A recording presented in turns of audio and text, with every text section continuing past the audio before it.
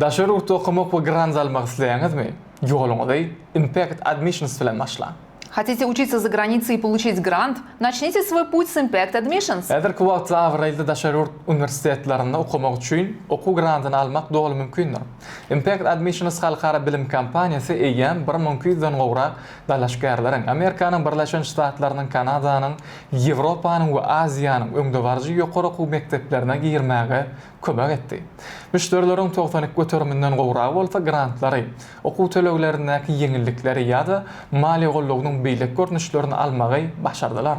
Получить грант на обучение в престижном зарубежном университете сегодня реально. Международная образовательная компания Impact Admissions помогла уже более 1200 студентам поступить в ведущие вузы США, Канады, Европы и Азии, а более 92% клиентов получили гранты, скидки или другие формы финансовой поддержки.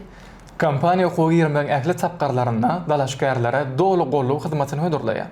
Hunar ugrun keskitlemäge kömegi, hunar we universitet saýlamaga ýardamy, daşary ýurtda bilim almak meseleleri boýunça maslahatlary, zerur resmi namalary, motivasiýon hatlaryny, ýagny esse we interwiwlar taýýarlaýar. Şeýle hem IELTS we SAT ýaly halkara synaglara taýýarlanmakda ýakynan golluw berýär. Компания предоставляет полное сопровождение абитуриентов на всех этапах поступления, проводит профориентацию, помогает выбрать специальность и университет, консультирует по вопросам обучения за рубежом, готовит необходимые документы и мотивационное эссе к интервью, а также оказывает поддержку при подготовке к международным экзаменам IELTS и SAT.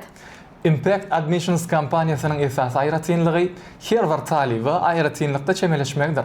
Bu ýerde tejribeli mentorlar we dalaşgarlar okuwa girmek ugrundaky ähli adimlerinde oňa ýol görkezýän şahsy urukdurjylar işleýärler.